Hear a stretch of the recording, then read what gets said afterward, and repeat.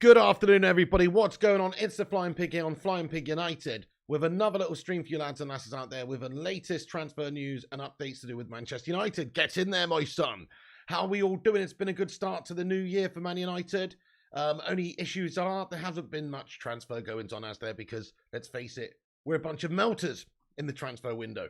We're going to cover it all in this video. What's the latest happenings and goings on and give you the latest lowdown. But how are we all doing today, guys? We are back doing these videos now every single day. We're going to be doing at least one, maybe two transfer videos, sometimes three if there's actual news, when there's actual things going on that we can jump on and cover, you know, not just BS speculation guff.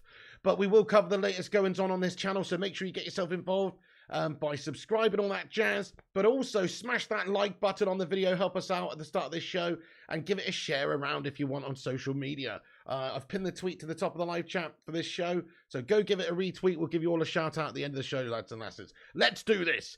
Hello to you, Thugger007, Primot, Man Like Ryan, Chop Sensei, Chris Koo, Tom Teasy, Matthew Smith, Twisted Fate, John Boy Cat, Devil's Den, RJ, Duncan Belifo, Primot, Gaming Simp, Must Play, Digital Asset Guy, Cammy Vlogs, and everybody. Thank you very much for getting in, you bunch of legends. Pal Marius has got his highlighted member comment in here. He's been a member for 22 months. Thank you very much for supporting the show. Hashtag 22 for this legend. He says, we're winning the effing league, my son. Have belief. Ten Hag is the Don. With new owners, we'll be back. I'm never usually this outlandish either. Pal Marius, are you sure about that, my friend? Thanks for supporting the show for 22 months. And just straight away, you think we can win the league? Really? I mean, look, to be fair, we're at, what, 9 points off of the arson scummers? Let's face it, they're a bunch of North London bottle job merchants. So it's very likely that they slip up. Man City, they're actually not having the best of seasons by their standards, so they'll probably get stronger throughout the rest of the campaign, but you just never know. Look, stranger things have happened than Man United winning the Premier League from this point and this position that they're in right now. Come on, United! Hashtag believe! Let's get a hashtag I believe in the live chat there if you think they can. I love it, Pal Maris. I mean, I don't quite share your same level of exuberance because I think we'll get top four. I think third is a good position for us to finish. I mean, let's ask the live chat. You've mentioned it at the start of the show. I was going to talk about transfers to begin with, but you've started off with that. So let's just ask the live chat, guys. With the little bit of momentum and a little run that we're putting together right now, Ten Hag has got the team winning. Players are starting to perform well week to week. Some players are anyway. A lot of the players. Rashford's in an incredible goal-scoring form, etc. So where do you see us finishing in the league this season, guys? I'm gonna be conservative. I'm gonna say third. I think we'll finish third. So let's know what you guys think in regards to our finishing position. First or second, says Vincent Bullock. Top three, says Tom Teasy. First, says Primot. I'm doing good, thank you, Red Devil Yannick. How are you, lad? Heath Edwards says second. Berber, get in there, my son. By the way, thank you as well to the Gaming Simp, who's been a member for 2 months. Let's get a hashtag 2. And that's actually Berber's second account. His other account has been a member for 3 years. So this guy's a double member. I appreciate you, Berber. Thank you so much, aka the Gaming Simp. And check out the Gaming Simp on YouTube, guys, as well. Absolute legend. Thank you so much for being a member. He's just got a pig emoji in there. Right, guys, you're a bunch of legends. Thanks for all the picks there. Fifth, says Thugger. Bot Gamer says third. DJ says third. Third, says Duncan. Second or third, says Twisted Fate. Matthew thinks first. Okay, well, let's try and be realistic. It's Ten Hag's first season. It would be nothing short of monumental if he was able to win the Premier League. I don't think we can. To be fair, guys, we don't actually have a real chance of doing that. Let's just be real now. Unless we were to do something outlandish, like go out there and buy 3 top players in this January transfer window. I'm talking a beast goal scorer. I'm talking like Bellingham or someone, or De Jong or someone, you know, and you know, 1 or 2 extras. Like, that's the only realistic way we could do it. We don't actually have the squad depth. I know that game yesterday might say otherwise because we're playing Dwindle-Off and Slabby Maguire at the back. And also Donny van der Beek came in there, etc. But, you know, even so, it's like, I don't think we do have the depth to compete with the very top teams for the consistency throughout the course of the season. So I can see us slipping up 1 or 2 games still. We are starting to grind out good results, though, even when we're not looking that great, like last week against Wolves, still managing to get a comfortable win. And the game against Bournemouth was really quite fantastic football in the second half. So we're definitely growing, definitely building momentum. But I don't really think that there's a strong possibility that we win the league. Anyway, thanks for all being here. Yes, hit that like button. We're going to have a big Q&A at the end of the stream as well. So make sure you stick around for that. But let me cover the news and get into the news, guys. We've got 102 legends in here, 34 likes. You what?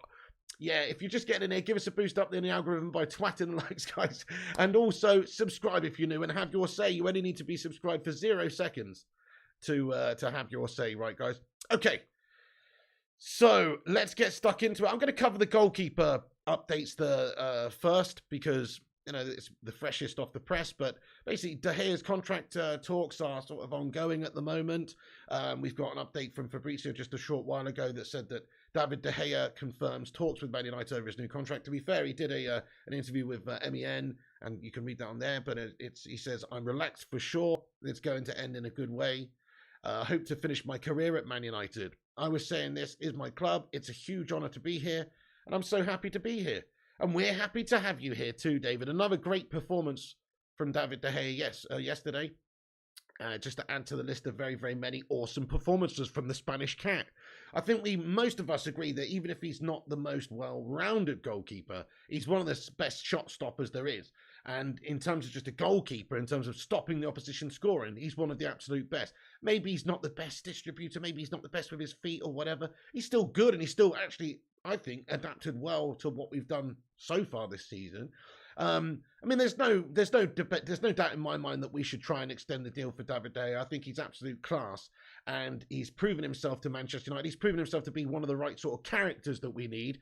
Even a few years ago when there was a lot of bottle merchants in the club, we've got a few beasts in there now, a few competitors, people like Cassie, you know, etc. Bruno, Martinez. There's a few beasts in there now, but there used to be a bunch of melters. But even then, David De Gea was one of the sort of characters. So I think he's definitely earned his place in this side. But let's see what you guys think. Do you think we should give David De Gea a new contract? Smash a 1 if you do. Do you think we should not? And maybe move on and look for somebody else at some point? Who knows? There are other top keepers available. Smash a 2 if you're in that camp that you think he's run his course here. 5-year contract says fire up. Palmarius wants him. DJ wants him. Duncan wants him. Zuko wants him. Man like Ryan. Cammy Vlogs thinks he's not really up to the standard. Okay. He's a United legend, says Palmarius. G-Wolf, get in there, my son. He says definitely deserve it. And Welsh Red, Twisted Fate, Steve, big up yourself, my friend. Pete Morris, Kerry, Heath, Bot Gamer, Vincent Bullock as well. Thank you guys, everyone, for having your vote. Yeah, I mean, he's done his most to serve this club the best he can. It's certainly for a long time he's done a great job. Maybe 1 or 2 seasons here or there where it's been a little bit ropey, but overall he's been the most consistent player for over a decade at United now, and he deserves a lot of credit. So I would definitely want to keep him in there. He's the number 1, so yes, I would like a new contract. There's some discussions to say that because he's on such a huge amount of money for a goalkeeper, reported somewhere in the region of 350,000 a week, I think he's on. It's a large amount for a goalkeeper, no doubt, but you kind of get what you pay for. He did command that contract because, well, he's one of the best goalkeepers in the world, and he's been a fantastic servant and a player for Manchester United. So yeah, he does deserve something in that region. I mean, there's an article, probably a bullshit article here from the Metro that says that De Gea would perhaps agree to a pay cut to land a new deal at Manchester United, with the goalie confident of ending his career at Old Trafford because he wants to stay here so much. And he's on, you know, big money, and maybe it's not quite the amount of money they want to pay to any goalkeeper, let alone, you know, somebody who's getting on a little bit. But he's not really, is he, in goalkeeping terms? What is he, 32 now or something? He's got plenty of gas left in the tank for a goalkeeper. In fact, some may say this next few years will be his best few years. He's got the experience, but still got that, you know, athleticism, everything to be able to do it to the full capability. So David De Gea is no doubt going to have a great few seasons if we just keep him. But there you go. There is a bit of a talk about how much he's worth per week. I think he is worth what he's getting paid now. You know, if it's 375k a week, 350k a week, as report 375, around about there. He's got 375k per week wages until the summer of 2024, which means that, you know, yeah. So that we need to think about doing this pretty soon because it's obviously only just over a year left. Let's ask the live chat. How much do you think David De Gea is worth in pounds per week to be a Manchester United player? In all honesty, let's have a little vote in the chat. So he's on 375k reportedly. Some reports say 350, whatever. But, you know, let us know what you guys think. I do think he's worth 350,000 a week. He's one of the best goalkeepers in the world. And if you look at how many goals he stops and how many games he actually wins us, I mean, some of those heroic saves are definitely worth just as good as a goal. And you would pay a huge amount of money per week to a striker who's getting you a goal. So why should he? You know, he's a massive player. He's already on big money. He's proved his contract. He's certainly, I think, warranting earning that sort of money for the next few seasons. Maybe if he's getting on a little bit. But we know goalkeepers can go on a lot longer. We know that goalkeepers in their 30s are the best goalkeepers. So look, he should be at his best. But let's see what people think here. There's a very much division in here, you see. Big division going on. But that's what we like to see. Let's have a look and see what you guys are saying. So Digital Asset Guy thinks 250k a week. Craw thinks 125. Berber says 350k. He saves us so many points. 250 says DJ. 240 says Craw. 350 says Man Like Ryan. 300 says Pete Morris. 300 says Twisted Fate. 375 says Mock Gamer. 300 says Vincent Miller. Worth every penny says Chris Koo. Right, thank you so much there, guys, for getting your thoughts in. I think he's worth every penny as well. Like, he's never been bad for us. Just because Spain don't rate him, or Spain don't whatever, which is crazy, doesn't mean that he's not been one of the best goalkeepers in the Premier League for a decade now. He's been absolutely awesome. I think he does deserve something in keeping of what he's getting right now. You can't expect him to take a massive pay cut and go down to 200k a week or something like that. What do you mean my thumbnail was Cody Gakpo fire up? Don't be ridiculous. The thumbnail is not Cody Gakpo, is it? Guys, what are you talking about? I think there's a bit of a glitch going on YouTube, you know, peeps, where people are seeing, like, old stream thumbnails coming through, which is bizarre. I don't really get that. But I definitely have set it up with the new thumbnail. Guys, are you seeing the new thumbnail? It should have Mitrovic, Giroud, and Felix on it. Are you seeing that one, or are you seeing this Gakpo one, guys? The old one, man. What the fuck? No Gakpo. It was Gakpo says uncaged player. Okay, I've just changed it again. Anyway, just to update it again. By the way, I've just got to catch up with a couple of member comments here, guys. Sorry, let's see what you guys are saying. Daft Scottish Devil, how you doing, mate? Member for 27 months of the Sausage Soldiers. Yeah, boy, let's get cheeky hashtag 27 in there. Thank you very much, dude, for supporting the show for literally a long old time there. He says, Pig, I think we are doing it right, taking our time to get the right striker in, so we don't want to rush it and end up with a Nunes at Liverpool or another Ronaldo situation. I mean, that's a fair point, Daft Scottish Devil. Yeah, you know, you certainly don't want to be spending near on 100 million euros on a fucking Uruguayan Andy Carroll melt, bud. And you certainly don't want to have another Ronaldo situation. We get some big ego player who upsets the status quo of the club, because I think Manchester United are a better club without Ronaldo in it now. We're a better team, I mean. The team just looks better now, doesn't it? And also, Mikey, thanks for being a member 21 months, Mikey. Let's go. Let's get a 21 there for Mikey as well. Thank you very much, lad. He says, Afternoon Pig, United title charge, dare to dream.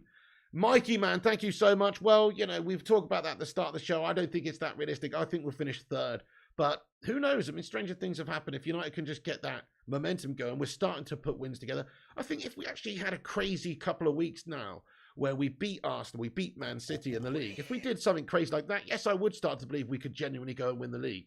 Definitely. If we beat City and we beat Arsenal, we're going to win the league, peeps. But we'll find out how much we sort of measure up against those teams. Last time we faced Arsenal, we beat them 3-1 in the league. So, look, we can smash up those mounts. City's just obviously a very, very tough game. Thank you, Mikey. Hope you're doing great anyway, my friend. We've got a new member of the channel, Abdullah Irwan. Let's go. New member alert. Let's get your cheeky Bacon Brigade emoji of your choice in there to welcome in Abdullah Irwan back to the Bacon Brigade. Long-time member, this guy, but he's just re-upped his membership. Thank you so much there, Abdullah Irwan. I appreciate that. Let's go, my friend. Right, so, yes, just to get back into it. So, David De Gea is looking to finish his career at Manchester United. That's what he would like to do.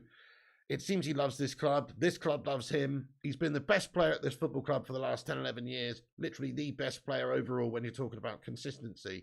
He's got to be the one, really. I think he does earn what he gets, and we shouldn't really be looking to give him much less than what he's on. Maybe he was on a huge contract, which, you know, is just pretty crazy. And if Manchester United don't want to pay any goalkeeper, I could understand it if they may be changing their wage structure around a little bit. But you can't expect David to take a big pay cut or any pay cut, really. But I think he is worth the money. I think he's worth the investment over the next 4 or 5 years. Give him a 4-year contract or something and pay him well. And then at the end of that, he'll probably still be a great, great goalkeeper. But obviously, he'll be approaching the end of his career then. But he'll still be like 36 in 4 years' time, which for a goalkeeper, he could be, genuinely, he could literally be genuinely still sensational and world class by then. We've got a new member as well, guys. It's DJ John T. Thank you, DJ John T. It's all kicking off.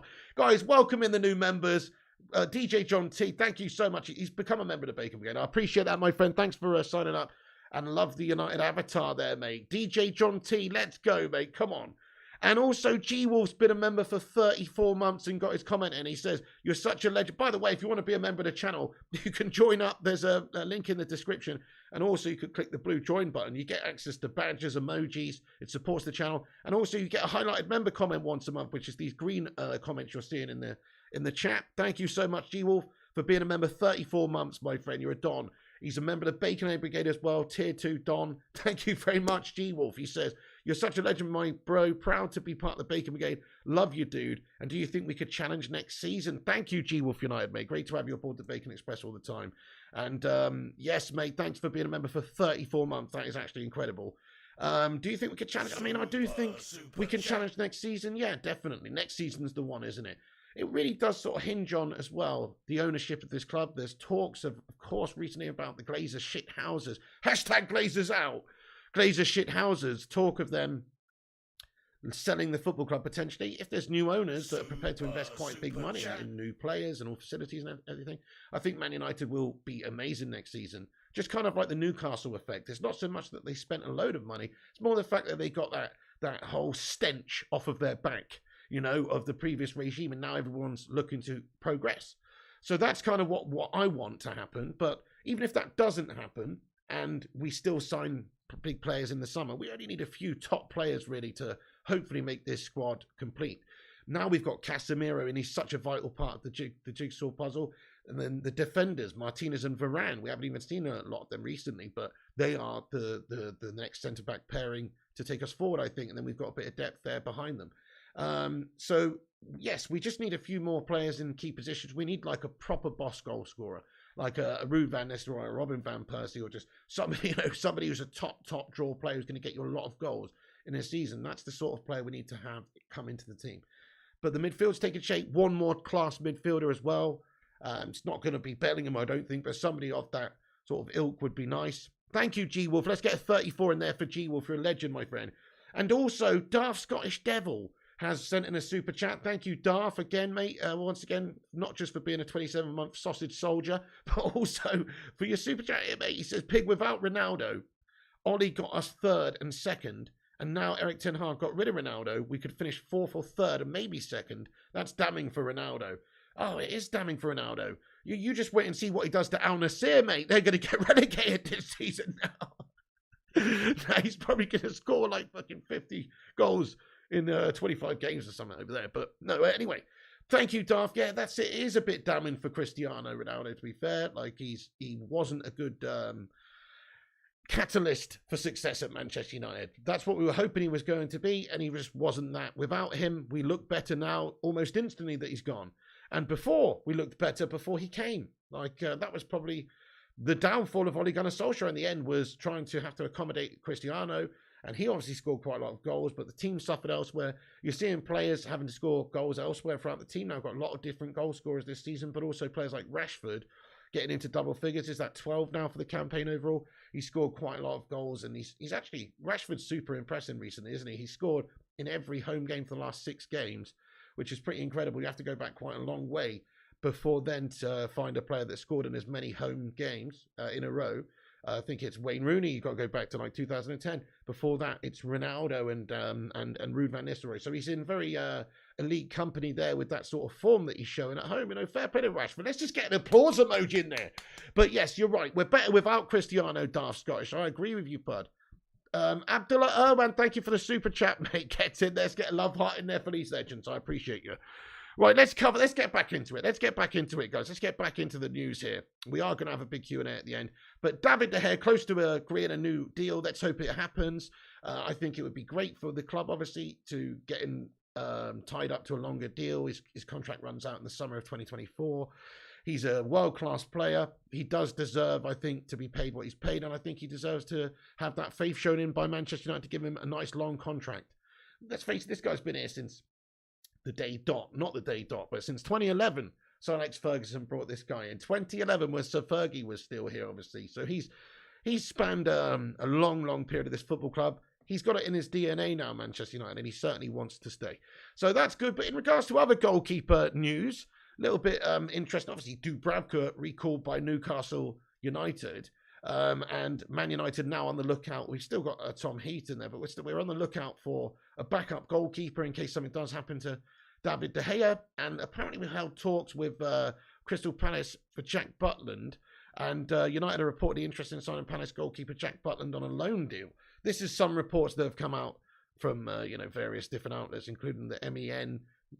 Don't know the legitimacy of it really, but it does seem like we are on the lookout for a bit of cheeky little Butland action. So this is from Fab on Twitter as well a few hours ago that said Manchester United have discussed the conditions of Jack Butland deal as a new goalkeeper. Talks are now ongoing as first called by Mike McGrath. Man United are exploring some options as a new backup goalkeeper after Newcastle moved to recall Dubravka. So yes, we are making some strides to try and bring in another backup goalkeeper. It's not big news, but there you go. If we lose a backup goalkeeper, I guess we've got to go get another backup goalkeeper. It's not really the news we want to hear, is it? About wanting to go and then sign a goal scorer or etc. But it is obviously just a bit of transfer news that's currently taking place. Decent sort of a backup goalkeeper to bring in. That's all it is. That's all it is. Nothing really exciting. But let's think. Do you think we should get Butland in, guys, on a loan? Smash a 1 if you do. Smash a 2 if you think it's a waste of time. Let us know. Let us know your thoughts. Yeah, Berber says Bread and Butland. Good backup. I like it. Bread and Butland. Henderson could go. Henderson can take his petulant, arrogant self and bugger off. Yeah, Henderson, who needs that mole in the dressing room anyway, mate? Henderson can do one, to be fair, as well. I've had enough of him. He's obviously on loan anyway. See you later on, son. Why not, says Chris Koo. We need, there you go. So a lot of people putting 2s in the chat saying they don't care, and they don't really want him. And Abdullah Irwin, like he says, we need a proven strong striker loan deal. Great shout. Well, if we did multiple deals, that would be okay. But Man United at the moment, it's the 4th of January. Other teams are looking to do business. Other teams are trying to get deals done, aren't they? Arsenal are looking to sign players, and Chelsea are looking to sign players, and Liverpool already have signed players. And there's lots of movement going on. But Man United still classic Manchester United here, even though we definitely require some more open heart surgery, as I think we put it, with a few more signings. We are not doing it right now. Now, we're not in a rush necessarily to sign the wrong players. Like Ten Hag said previously, we want to sign the right players. He said previously that it has to fit the criteria of potential signings that the club want to adhere to. Basically, he says, I think we have a squad, we have players who are matching the criteria, etc. But it's tough with the competition in all the different leagues. We need not only good players, not only numbers, you need quality players to cover that, and also you need competition. You also need to be able to make tactical choices. We're looking for the right player for our squad, and it has to match our sporting criteria, but also our financial criteria. So there you go. The Glazers shithouses are in charge ultimately with how much we've got to spend. They've got the keys to the vault, and how much are we going to spend on players is set by these shithouses, obviously, and the hierarchy at this football club. Ten Hag wants players. We know that Ten Hag wants players because just yesterday he's quoted as saying that he needs a striker, basically. This is a quote from him. It says, there will be many games to follow, so I think there is a need for a new striker. So he knows we need a new striker. We need one who can have an impact. Otherwise, you're just burning money and you don't strengthen the squad. So once again, reiterating the fact, just protecting the fact that, we're not going to go out there and spend ridiculous money on a striker.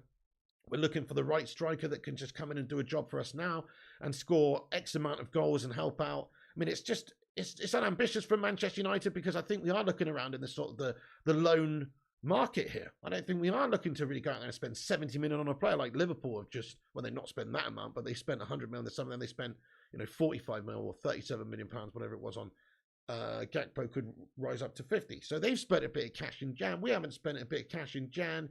we need to spend some cash in Jan to get a decent goal scoring. So there's no ambition from us in this window. We're not going to sign a player who's £70 million like an Osimhen or a Vlahovic or a Gonzalo Ramos or something like that. That is not really realistic, guys. Let's talk about the possibilities of strikers we could bring in, though, because as Ten Hag has reiterated here, we do have a need for a striker.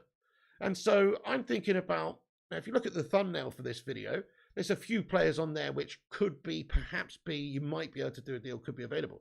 People like Olivier Giroud, who's got 6 months left on his contract over in Italy, and he's still a proven great player, still a goal scorer, and can still bring you different assets to your team. Absolutely.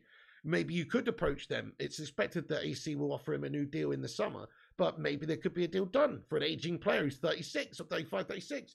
João Felix over at Atletico, there's some debates, discussion, of course. Simeone said things like he wants to keep him around, blah, blah, blah. But there's supposed to be a bit of a fraught relationship there behind the scenes. We don't know the ins and outs of it. If a deal can be brokered there to maybe take him on loan with a big fee. Also, a fee could be a stumbling block there because there is discussions that they want a hefty fee up front in order to consider a loan deal, and therefore, the amount of money down the line as well might have to be an obligation to buy or something, all this stuff.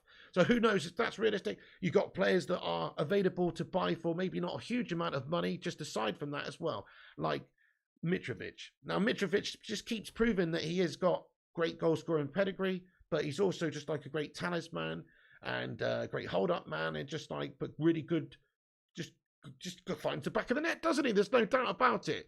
And in terms of would Fulham be able to keep a hold of a player who is wanted by a huge club like Manchester United, it'd be very difficult for them to do that. So I don't think the money involved to sign Mitrovic would be absolutely ridiculous because, well, he's also kind of like, let's face it, a year ago he's playing in the Championship. He's not a huge name player. He's not a name player like a João Felix or or even a Giroud. Even though Giroud's older, Mitrovic has got ridiculous goal-scoring chops. And he's proven within the English game. Last season, he scored fucking 41 goals in the Championship. And this season, he's doing very well as well in the Premier League, playing for a lesser team. If he was playing for a team, one of the top teams, and he gets a lot of service, he's probably going to score a heck of a lot of goals. So somebody like that could be available as well, which to me makes a lot of sense. So there's a few options we just discussed. There's also other players. There's other players as well, like, we've mentioned that could be potentially available, I guess, like Vlahovic or whoever, but I don't see Man United having that ambition to go for it.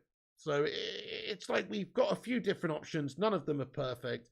Some of them are just for the short term. Perhaps if we're not going to go out there like Ten Hag's maybe alluded to and just spend money for the sake of it, we want to get the right player at the right time.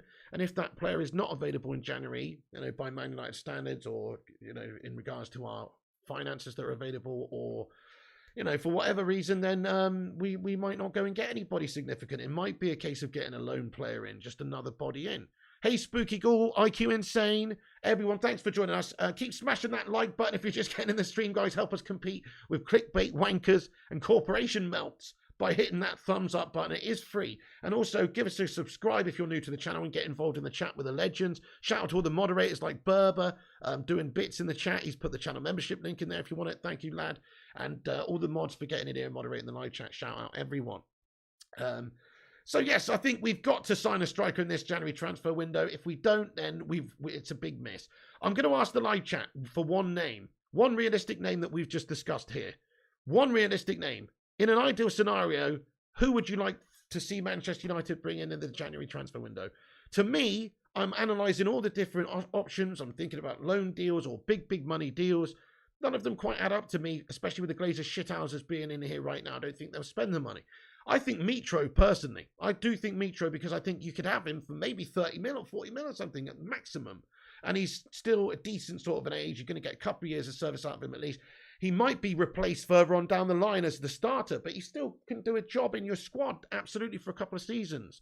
So I do like that idea of bringing something like that in, maybe on a permanent move, rather than just a lone player. But, I mean, I wouldn't say no to a classy individual, classy player like Felix. Rory says Felix, and Pete Morris and Iceman says Mitrovic. Giroud says RJ. Mitrovic says AR Dan. Hey, Rushmano, how you doing? You legend, get in there, my friend. He says subscribe to the channel. Thank you, Rushmano. You're a legend. Hope you're doing good today. Ivan Tony says Premar.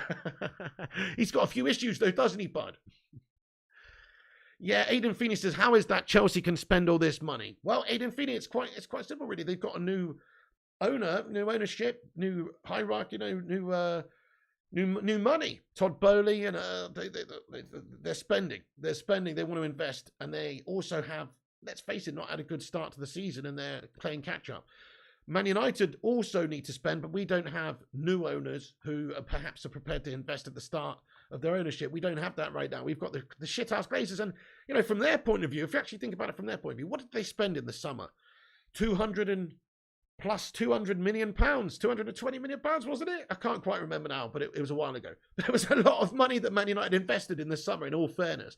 Players like Anthony costing near enough, or getting on for 100 million euros, etc. So you definitely had a lot of investment in terms of transfers from the Glazers in the summer, which I don't think they're going to want to put their hands in their pockets and spend big at all in this window. I think they spend 30 million tops in this transfer window, and that's just because we need somebody. That's only out of necessity. Kate Cadet says, only Igalo can solve our problem. Well, that's probably what we'll end up with. No joke. It's probably just somebody like that who's like a temporary backup loan player. It probably will be something like that. I would like to see us invest and get somebody in like a Vlahovic or a Ramos or even a Mitrovic, somebody like that, and spend big money. Well, it's probably unlikely. Ramos says, Big T. Hi there, Ryan Tune. What's going on? Yeah, that's a good point as well. Rush Money says, if Donny is out longish term, we probably need Felix. That's a very good point as well, yeah. So, and it's not looking good for Donny van der Beek at the moment either. So there's a little bit of an update from Ten Hag yesterday. He was speaking to MUTV after the game. Obviously, we're still waiting for the full extent, I believe, of his injury here. But Donny limped off yesterday in the game against Bournemouth. Was not good. He had a knee bent backwards under force of a challenge, basically, and he's got to undergo a series of tests to determine the extent of the damage, of course. But basically, after the game, Ten Hag said it was too early to comment on the seriousness of the problem. But he says we have to wait, then you can have the right diagnosis. The medical team have to do their work, but it doesn't look great. What has happened to Donny is bad in the first place for Donny, but also bad news for Manchester United. It's a bad injury. So it's not looking good for Donny van der Beek. Don't know how long he's out for at the moment, but that is a very valid point that Rush Mono just brought up there. And it is a concern. Donny just can't catch a break, can he? And it's a shame because he actually looked fired up yesterday. It was probably the most, sort of attitude I've seen him play with. He was going out there, he was getting stuck in, and he looked like he was trying to seriously influence the game and take his opportunity yesterday, and then he gets injured early doors. It's a real shame. He's found it difficult this season. He's literally had 10 appearances in all competitions and not really like starting appearances or anything, and he's failed to contribute a goal or an assist at all. It's a shame for him because it just hasn't happened for him at United at all. He's stagnated since the day he's got here, and now he's injured.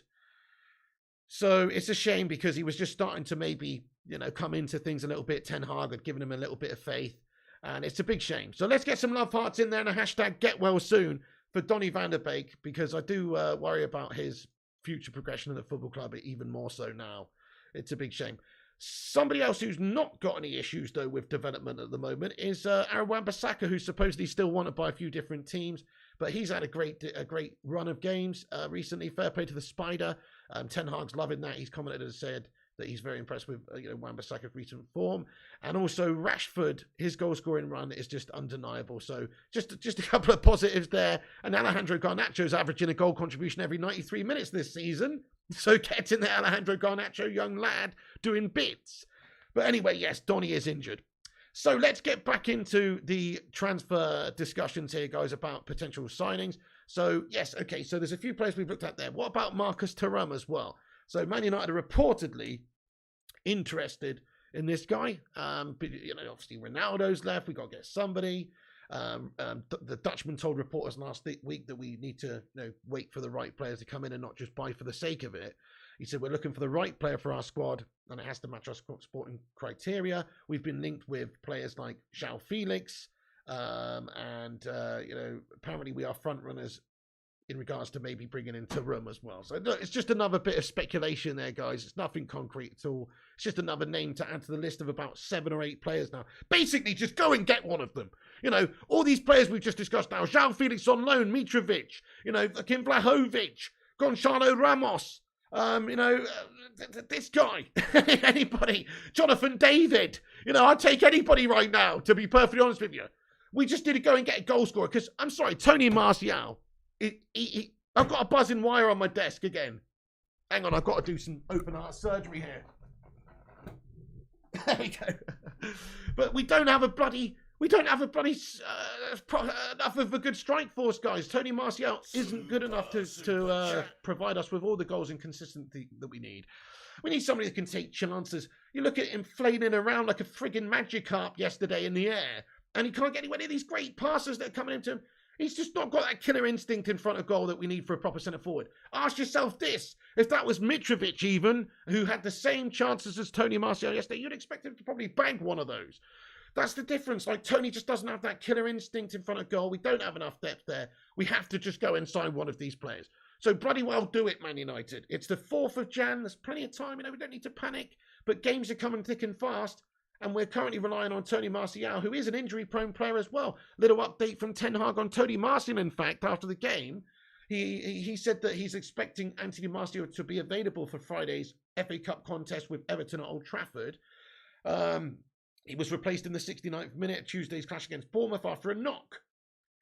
And he headed straight down the tunnel, sparking fears that he'd suffered an injury, which could keep him on the sidelines. However, Ten Hag said that the forward will be fine for the team's next match against Lampard's side. He said, yes, I think he'll be good. He told MUTV he'll be fine. He continued the game. I hope he will recover overnight and be fresh for Friday. So he's had a number of fitness issues, hasn't he, in recent seasons. Tony Martial, that's always a concern about him. You can't rely on him to be fit. And you also can't really rely on him to go out there and put in a consistent, great performance. You just can't really do either of those things. And when you combine those two things, it means that you definitely have to go out there and sign a striker. Hey, thank you for another super chat there, Daft Scottish Devil. He says, Pig, I think we could get Jonathan David for 45 million. There you go, Jonathan David as well. Like I just mentioned, Daft Scottish Devil. Somebody like that. I mean, it's not my first choice, but I do think he's showing great potential, of course, and his record over there is very good. Didn't look great in the World Cup, but that's that's how it is. I think just somebody, a striker like that would be brilliant. To be fair, Dark Scottish Devil, anybody to lead the line and help out. We need somebody who's consistent, somebody who's fit, somebody who literally is going to contribute and score you at least a goal every other game, but ideally a goal a game. We're looking for somebody who's clinical in front of goal. Martial's not clinical. I think he looked good earlier on in the season when Ten Hag first came in. He was trying to impress in pre-season and early doors before he picked up an injury. He was looking really good. It's not like he's done terrible this season. So he scored 5 goals and registered 2 assists in 11 appearances in all competitions, including 3 Premier League strikes in 8 outings. So let's not say he's done terrible, because he's actually done quite well overall since Ten Hag's come in. But just recently, since he's not really got back into it after coming back from his little injury that he had, he's not really showed the same sort of clinicality in front of goal as before that. He's just inconsistent. He's also injury prone. So Manchester United have to get a new player in that key area. Otherwise, we are just going to struggle for the rest of the campaign. Yes, you can put Rashford in that position, but then aren't you weakening yourself on that left side in some way? It's not ideal. It's not ideal. Oh, we just hit 100 likes on the stream. Baby, we did it. Break out the red panties in the chat, everyone, because we got 100 likes.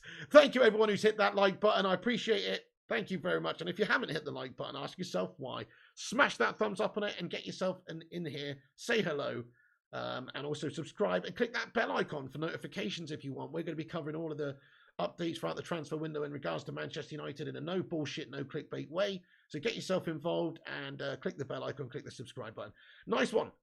So there you go, folks. Martial, not exactly had a terrible season so far, but he's just inconsistent, injury prone. And I think once again yesterday and the game before, just showing that you can't really rely on him to bag chances. He's not clinical. So he's not an out-and-out number natural 9. In fact, I still go back to my original theory that he is still better on the wide position. It's just that we've got better players than him in the wide position also. So he's just a squad player. There you go. He's a squad player.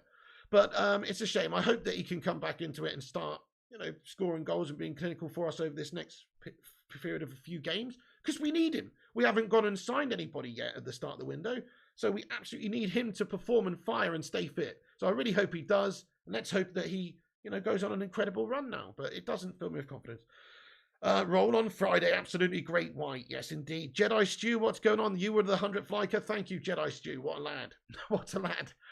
Okay, there you go. So we'll probably leave the striker talk there and get on to the rest of the news. But, you know, striker talk is important because that's who we need in this window. Yeah, we do need another midfielder, I think, because let's face it, if we have an injury issue to somebody like Casemiro or somebody like Eriksen, then we are seriously in trouble. Those two, I think they've just shown how important it is to have that technicality in the midfield, to have those cool heads, that experience. Casemiro has been a revelation, and Eriksen, you know, is kind of flying under the radar recently just because of how well everybody else is playing in the team. But he's just doing his thing brilliantly as well. You know, he's putting in so much effort. He's maybe looking a bit gassed out, a bit earlier doors than you would like, but he is seriously putting in consistent performances for us as well. And so you've got a great midfield too for Manchester United, but beyond that, there's not much depth there. Then you're talking about getting little Fredinho in, or maybe Shotty McTominay, and I just don't really think that that's good enough. We need one other baller midfielder at some point. There's quite a few options. Of course, you could go and get like a De Jong type player, or Bellingham, or you could go and do something a bit different, maybe like a Declan Rice if you want to get somebody more slightly defensive minded in, as well as Casemiro. But we need probably more of a box to box type player. So I think, but yeah. Those would be great. Those would be great additions. It's not realistic. Hopefully in the summer, maybe that could happen. But I think what's needed right now is for Man United to just go and get a striker in this January window. Then we can provide the team with more goals that we are missing. Rashford scored a lot of the goals. In fact, he scored more than double anybody else in the team this season, which is quite impressive. And he is doing bits. But we can't just rely on Marcus Rashford. We've got to get some goals from elsewhere in the team as well. We've had a lot of different goal scorers this season, but we need few different goal scorers who are getting, double figures, who are getting upwards of 15 goals, ideally. Okay, then. So just let's get into the rest of the transfer news then, everyone, before we get into a Q&A. We have got some news in regards to some of our players potentially going out, like Facundo Pellistri. Not much going on about him, is there? Not much being heard about him in terms of getting opportunities or anything. But Penarol are attempting a return for Facundo Pellistri. Some reports come out earlier on today that suggests he may be loaned out for more opportunities. So there you go. We've also, apparently we're not interested in selling Harry Maguire and Scott McTominay. So, there was some speculation that maybe Newcastle United might be interested in Scott McTominay, or Spurs might be interested in Harry Maguire. I mean, that would be the perfect fit, as I was mentioning in my watch along yesterday. Harry Maguire going to Spurs is the perfect fit because he's never won anything. And neither have they, pretty much. I mean, they've won a couple of things in their history, but not in the last bloody decade. I mean, you have to go back to picking 2008 for them to have won anything, and that was only the Mickey Mouse Cup. So you're talking about a great fit for somebody who's only ever been relegated in his career. And, it makes sense, in my opinion, for him to end up at the Spuds. They're complete melters, and so is he. So it does make perfect sense if Harry Maguire was to end up there. I think that would be a great signing. Plus, Conte loves a bloody defensive slab. So it actually kind of makes a bit of sense, and it fits. I mean, if they want to spend 35 million on him or whatever, I would sell him, to be honest, in this transfer window and go and buy somebody else. We're not desperate to sell him because I think he proved yesterday he could do a job. And also, we've got depth there behind Varane and Martinez with Lindelof, Maguire, these sorts of guys. We've got a bit of depth there. Even Luke Shaw can come in and slot in at left side to centre back, etc. So we have got a bit of depth there. It's not like we need to keep him, though. But we kind of, unless we're going to replace him with somebody, I guess it doesn't really make sense to sell him just yet. Perhaps in the summer gives us time to replace him. But let's ask the live chat, guys. Let's say you get a knock on the door and it's Spurs and Conte, and they've put in an offer of 35 million quid to Manchester United for Harry Maguire right now in January. Do you sell him? Sell or keep? Do you sell him? Sell or keep in the January transfer window for 35 mil? Let us know what you guys think. I mean, I have to be honest, guys. I have to be honest, and I would sell him. I would sell him, but only if we went and bought somebody else. Of course, we'd have to go and buy somebody else. But yes, I would sell the guy. Keep says Great White, Sell says Welsh Red, Sell says Digital Asset Guy, and Paul Tierney, and Duncan, and HB Gaming, and Bart. Oh, nice one. Get the book out, Mag says Chris Koo. Keep says Rashford 102. Fair enough. Look, in terms of depth, we do need players.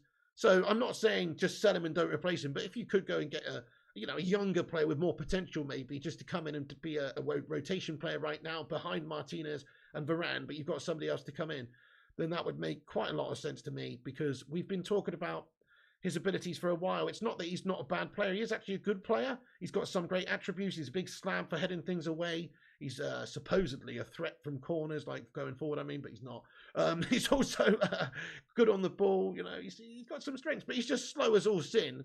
I don't think he would be good for Ten Hag ball going forward in the future when we're looking to really, get at teams. So I just don't really like it for us. I think he's a good player for other teams, though, and, slightly lesser teams. And I wish him the very best, but he's still here right now, to be fair. And he's going to take a backup role at the club. Once we've got now Varane and Martinez back into things. We saw Varane rested in the last game. We saw Martinez unveiled before the game with his World Cup medal. He's back now. And obviously, featured. So you've got featured in the game even. So, he's back.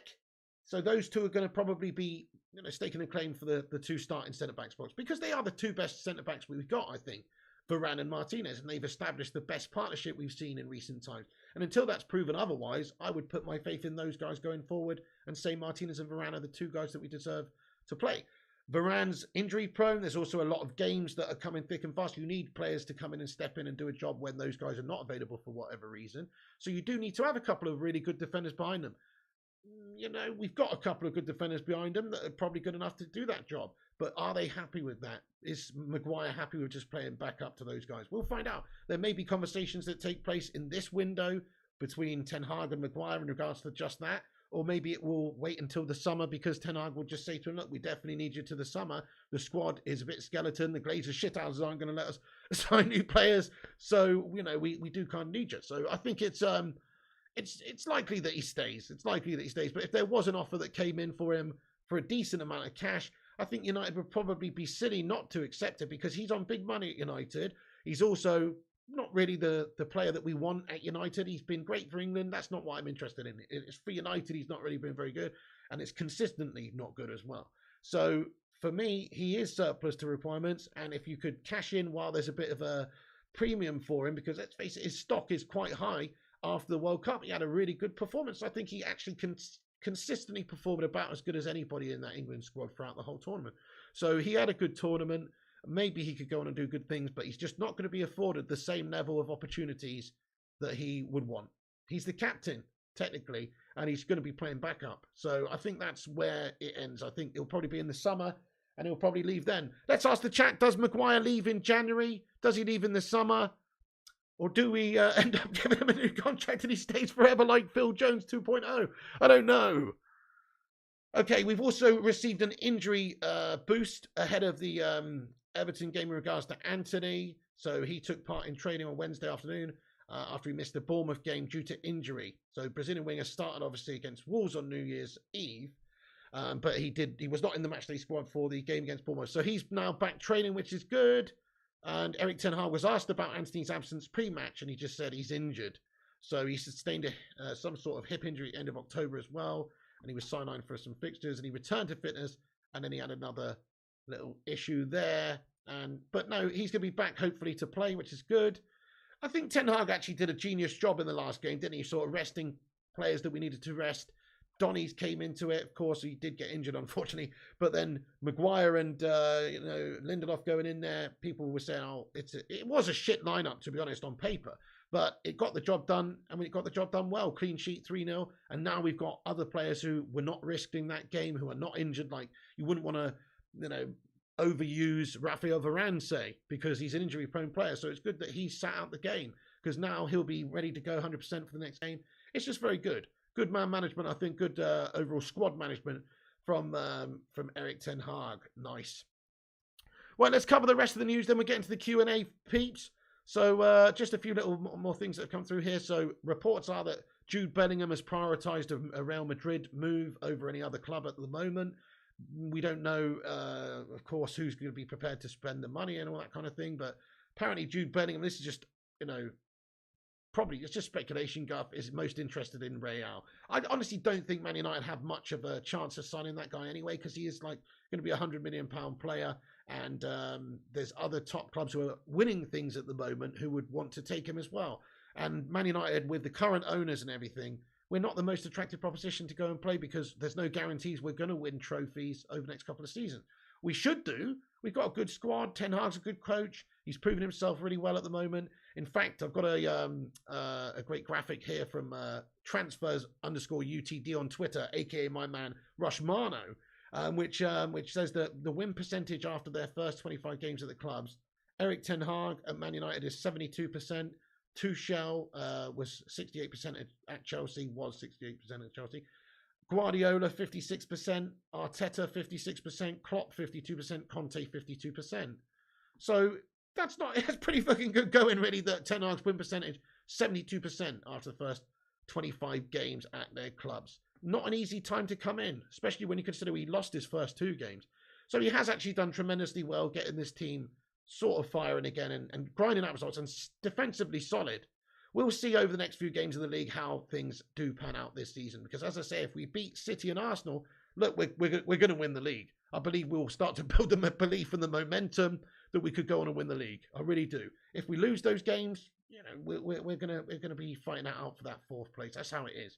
So we've got to see how we navigate those next couple of fixtures in the league.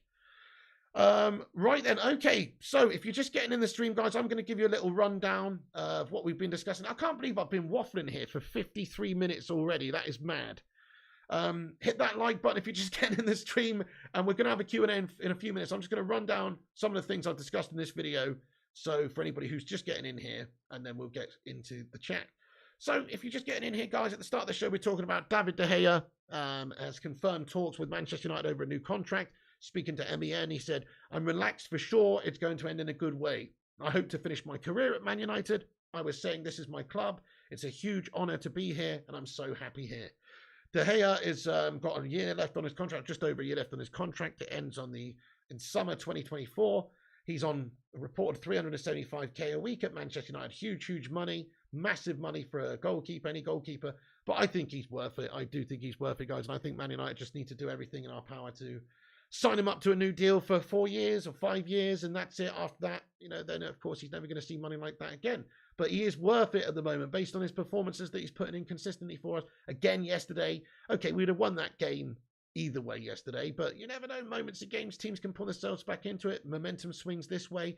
There was 1 or 2 great saves that David De Gea made to deny them goal scoring opportunities, and I think you've got to say that his saves are just absolutely brilliant, and he's the best shot stopper in the world as far as I'm concerned. He might not be the most complete goalkeeper in the world, but he's the best shot stopper in the world, and that's pretty fucking good if you ask me.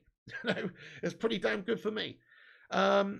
Yeah, you can't believe Ten Hag has improved Wan-Bissaka just a bit. He definitely has, David, yeah, and also Dalot, and that whole right-back spot's just looking solid now. Pig, we are looking more attractive for Jude Bellingham compared to Liverpool and Chelsea when they're struggling to make Champions League. Well, okay, yes, we'll see, won't we, at the end of the season, but I don't think it does depend how we do at the end of this season. Let's face it, if we do beat City and Arsenal and go on a crazy run and win the league, we can go and sign anybody. Of course, if we'll be back. Also, if the Glazers leave and we get new owners, new real powerful owners, rich powerful owners that want to invest in this football club, that's going to just give people faith, give potential signings faith that we are looking to do something with a project over the next few years. That's what people want. If they're going to invest maybe the best parts of their careers in a new club, and there's a few on the table, a few different offers on the table, they want to be involved. Yeah, they want to be paid a shitload, but they want to be involved in a project as well that's going places.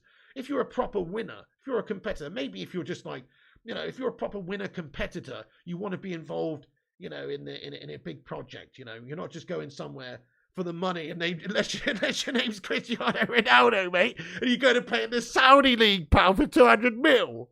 Unless you're like that, then you want to be, if you're a winner. To be fair, look, Ronaldo's a born winner, isn't he? He's a definition of a winner. But you know what I mean? If you're a competitor, he's old now. If you're a competitor, you want to win something, be involved with a project for a few years. So Man United have to be an attractive proposition for that. That means the owners is an issue, where we finish in the league. If we win the league, the world's our oyster with signing players. If we finish 5th, not so good, is it? So it does depend massively on how Man United do between January and the end of the season as to whether or not we can sign a player like Bellingham. I'm not saying we can't, because if we do prove that we are going in the right direction and competitive, Man United is one of the biggest clubs in the world. It's a ridiculous, you know, history that Manchester United has.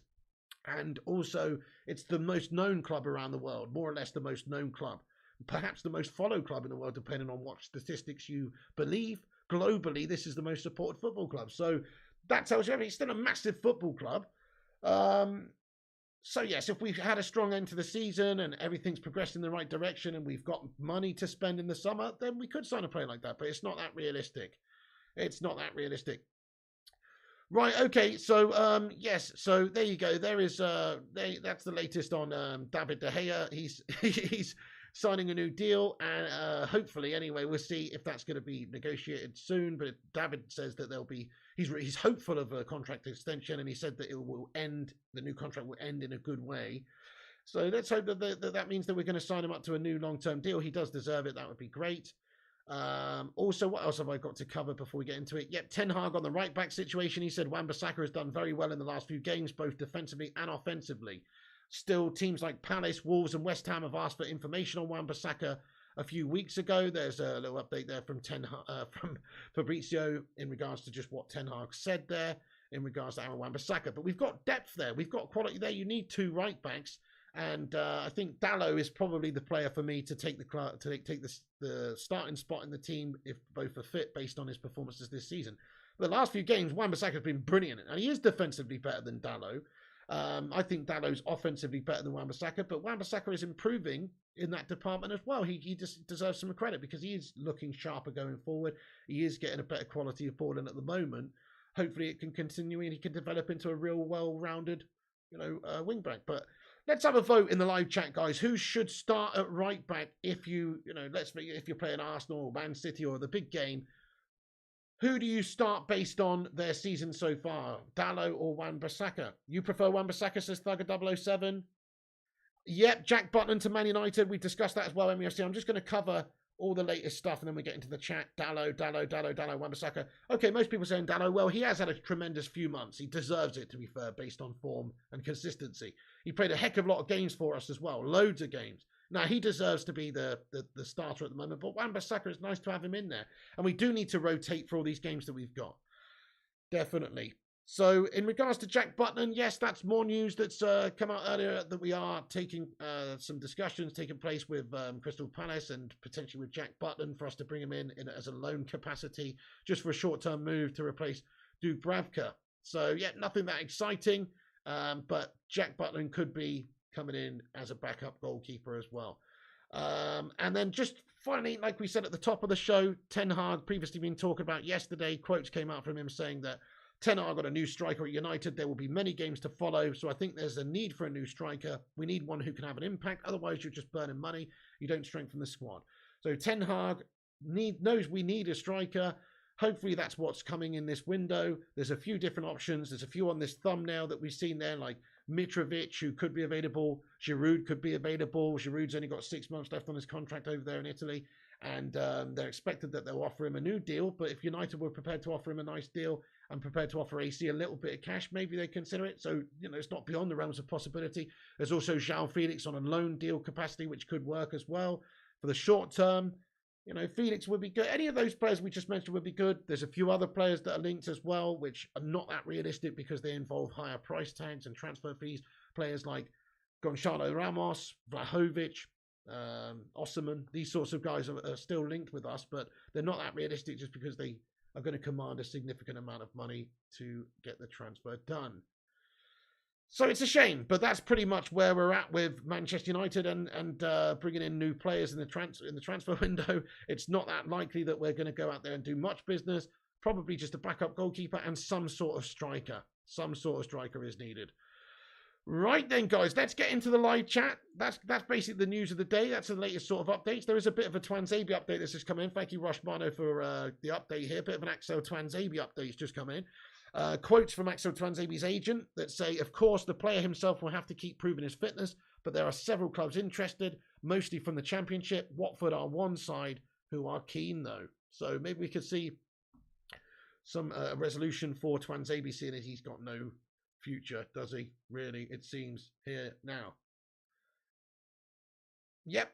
So that's basically the latest stuff that's come through now. Also, one other little update just come through here regarding Danny Ings. I mean, it's apparently reports are that Aston Villa are open to offers for Ings. first reported yesterday. But, you know, I mean, we could definitely do worse, again, than just getting somebody in who's going to contribute some goals. But I think United should personally have a bit more ambition than that. And I hope we go for somebody and spend a bit of money, you know, who's going to really improve us, not just for now and not just for 6 months, but hopefully for the future. But anyway, let's get into the live chat now. That's the latest news, guys. We're only 10 likes off of 150 likes. Let's smash 150. Hit the thumbs up if you haven't done so. We're going to be doing these daily every single afternoon around about 3 or 4 p.m., giving you the latest day's updates, and in the evening time as well, about 9 p.m. So make sure you subscribe, make sure you smash the likes, and get yourself in the chat and have your say now. It's Q&A time. So let's get involved with the Bacon Brigade here. Thank you, everyone, for commenting. Let's see what you guys are saying. Sell, Harry. Sell, says Henry Cameron. If an offer comes in for Maguire, a good offer, we'd be foolish not to sell him now because his stocks are high. Elanga should go on loan, says Kane's Gaming Channel. Maybe. I mean, he's kind of just getting like proper fringe chances at the moment. He's not looking great when he's getting on the pitch either, but he's just like getting very limited chances. I don't think we will put him out on loan, though, Elanga. I think it's more likely we just keep Diallo out. Maybe Facundo goes back to Penarol or whatever. And we'll probably sign a striker, which is going to give us depth in the wide position. So if we sign a number 9, what it means is that number 9 is going to be playing regularly. And then you're going to have players deputising that number 9.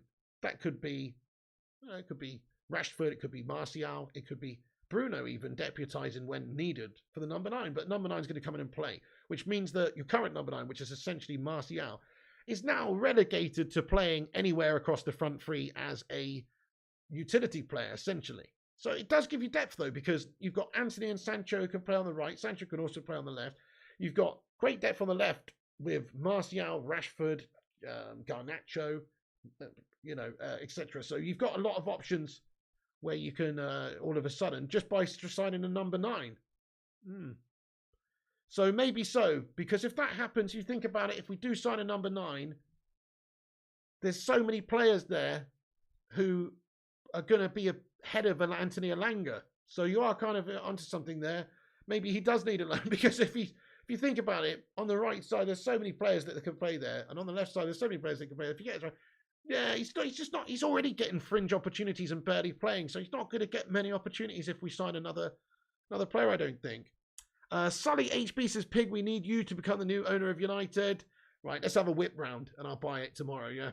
Much Space says, Ezio, not really. Elanga is, though. I mean, look, Elanga's got great potential. He's still only young, but he probably won't get much game time unless we don't sign a striker. So if we sign a striker, his game time's going to be even more limited, just because then the current player who's playing in the striker position will be utilised in a different wide position, more than likely.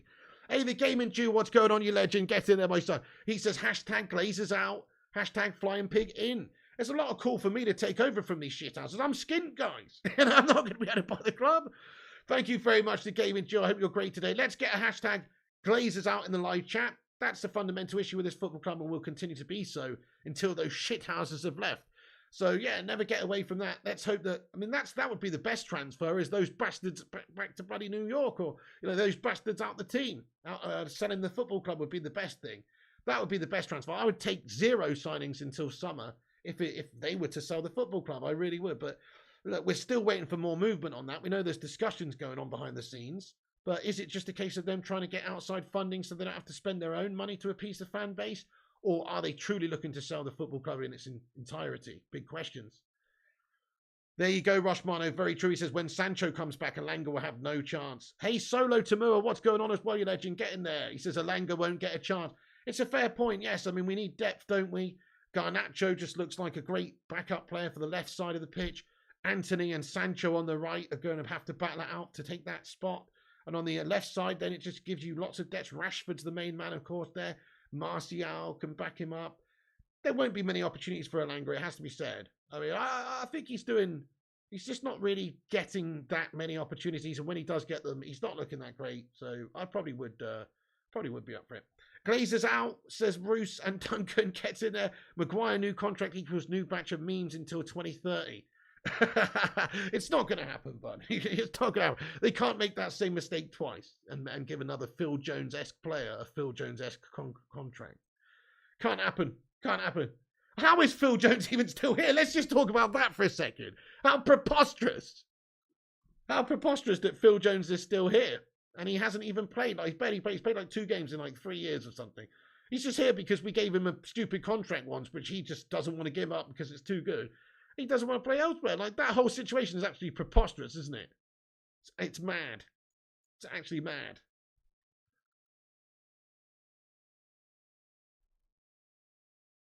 What's this all about, Matt? What's all this about there, Rushmano? Very good source. What's this? Okay, Florian Plettenberg on Twitter has just tweeted here, guys, and said, news on Chapomoting. First meeting about a new contract between Salhanovic, Nepe Chapu's father, and his agent today. Good talks, but no fast decision. He doesn't want to be back up next season. Clubs like Man United are still pushing for a transfer in winter. What? We ain't looking for this guy. No, I don't see that happening. I don't see that happening. But anyway, no, fair enough. That has just been reported. But that sounds like absolute raw shite to me. Well, what? I mean, we don't really want to, I'm not interested in him anyway. Anyway, El Chapo. I'd be more interested in El Chapo. Yeah, he's a gash player, Rushmano. I don't think we need to go down to that level. But anyway, Florian Plettenberg just insinuating on Twitter that Man United are maybe looking at Chapomoting. But I don't think so. Let's have a vote on that one, guys. Yes or no to Chapomoting? Don't want him, no. Don't want him. Did you ever see that chance? I think it was when he was playing in France. Yeah, there was a chance a couple of years ago that he missed from, I think it's the worst miss I've ever seen in my life, because he's literally like a yard out. It's so much harder to miss the goal than it is just to get any bit of your body on it and put it in. He is responsible for the worst miss I've ever seen in my life. Anyway, right. Okay, right, guys. Okay, basically, we're going to wrap this video up there, guys. That's the latest news. There's the afternoon show for you. So, Ten Hag needs a striker. We've got to get one from the list of players we've discussed, or somebody else, but we've got to get somebody from somewhere ASAP. De Gea's contract situation is hopefully getting resolved soon. He deserves a new contract, in all fairness. United looking to bring in a backup goalkeeper, potentially Jack Butland on loan for the short term as well. So that's basically all the transfer news right now. I'd love to say, we're looking for De Jong or Bellingham or these guys in the midfield, as well as getting the number 9 in. But it's not realistic this window, guys. We probably are going to get a number 9, and we'll keep you posted on who that may be and how it all progresses and transpires. But right now, there is no player in there. Thank you, Ben Dor, you legend, says, great show. Thank you, Ben. Thank you, everyone, for watching. Henrik, Duncan, John Boy, Ezio, Alu Jaju, Lucky Singh, Tom Teasy, Chris Koo, Rasguna, Kieran, Rushmano, Lucky Singh, Demooch, Ben, Kingslayer, Kane's Gaming, Henrik Kielman. Thank you, Henrik Kielman. I appreciate you do this. Keep it fresh, big. We love your show. Thank you, Henrik Kielman. Thank you, Marky Coughlin and Rashat Felicia. Chris Koo says, don't know what I'd do without you, now, pig. Thank God I found your channel. Thank you so much, man. Well, it's great to have you on board the Bacon Express. It really is. And we've just smashed 150 likes. Baby, we did it. Thank you, everyone, for hitting that thumbs up. It helps the channel out no end. I appreciate it. Thank you, Rosh Marno. Thank you, John Anderson. You what? And Rajat and Chris Koo and Matthew Smith, Paul Holland, Anthony Young, the Hoop Man, Ben Dor, Lucky, Fugger. That's it from me, everyone. Thanks for tuning in. We'll be back daily now in the afternoons with these daily updates in regards to Man United throughout the January window, giving you the latest lowdown on what's going on in a no bullshit way. So come and join us. Oh shit, we got a super chat here at the end of the show here. Thank you, John Boy Cat, but also Daft Scottish Devil with a super chat, man. Holy shit, right at the end of the show. Thank you, Daft Scottish Devil, man. He says, Pig, it will be either Apple, the Qatar royal family, and or Sir Jim Ratcliffe. Apple would be the best outcome. Qatar would be sports washing, and Sir Jim Ratcliffe would end up like Martin Edwards, says Daft Scottish Devil. I mean, the one I would probably want the most would be a Sir Jim Ratcliffe-led consortium or something, which is prepared to invest like $1 billion as soon as they get in the club, because it's more personal. It's a bit more personal, like a company like Apple, or only a little bit though. It's only a little bit more personal, but at least he's a sort of football man. He already owns a football club. He was supposedly a United fan as a kid. That sort of stuff just feels me a little bit more. Like positivity than just some conglomerate or some Saudi or Qatari family or something like that buying it. But everybody's different. If that's what definitely one thing for sure. I think whoever buys a club, actually, let's be careful what we wish for here. But more than likely, whoever buys the club, it's going to be better than these Glazer shithouses. Careful what we wish for, though. Thank you, Daft Scottish Devil, for that one. Thank you, Vincent Bullock and Lucky Singh and HB Gaming, Bruce McIntosh, Chris Koo, So on here, daily afternoons, guys, around about 3 or 4 p.m. Also, evening shows, we'll be doing them. Whenever there's news, whenever there's actual updates and anything worth discussing, we will jump on and give you the latest transfer updates. So click that bell icon. Follow us on Instagram as well, and Twitter and TikTok and Twitch. Let me go over to Twitter and shout out everyone who gave us a retweet, actually. Thank you, everyone who gave us a retweet on Twitter, guys, for this show. I want to shout out Boom FC, Feline Fur, Anthony Ong, Elionci, Transfers_UTD, Thugger007, and Matty Gwinnett. Thank you, everyone, for giving us a retweet there on Twitter. You're a bunch of legends. Follow us on Twitter. Follow us on Instagram, Facebook, TikTok, all that stuff. Twitch, Flying Pig United. The website's flyingpigunited.com. And also, the merch site is flyingpigclothing.com if you want to get yourself a Glazers Out t-shirt. But that's it from me, everyone. Have a good one. There's the latest update. Nothing too much to write home about. No new striker signing. Hopefully one incoming soon. Ten Hag's reiterated the fact that we need one. So that's hopefully going to see one coming into the team this window. In other news, it's just really quiet for Manchester United. Sort yourselves out. Let's sign a buddy number 9. We need a goal from somewhere. Thanks for watching, guys. That's it from me. Have a good one. Piggy loves you. And remember, when the seagulls follow the trawler, this is because they think sardines will be thrown into the sea. Thank you very much.